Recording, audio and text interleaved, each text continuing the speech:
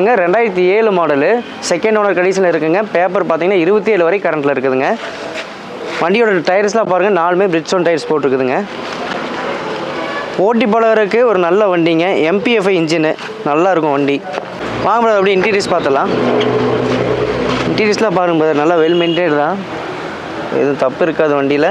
நல்லா நீட்டாக தான் மெயின்டைன் பண்ணி வச்சுருக்காங்க. கம்பெனி சிஸ்டம் வந்துருங்க, மியூசிக் சிஸ்டம் போட்டிருக்காங்க. ஸ்டேரிங் பார்த்தீங்கன்னா ஆர்டினரி ஸ்டேரிங் தான் வருங்க. சரிங்களா, அப்படி பேக் சீட் பார்த்துலாங்க.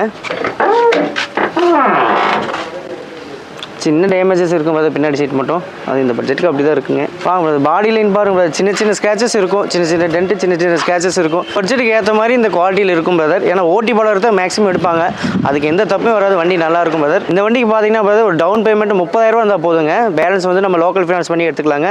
மார்க்கெட் பார்த்தீங்கன்னா ₹1 1.7 வரைக்கும் போயிட்டு இருக்குங்க. நம்ம பேச்சு பாட்டு வராங்கன்னா ஒரு 90 ரூபாய்க்கு கொடுத்துடலாங்க.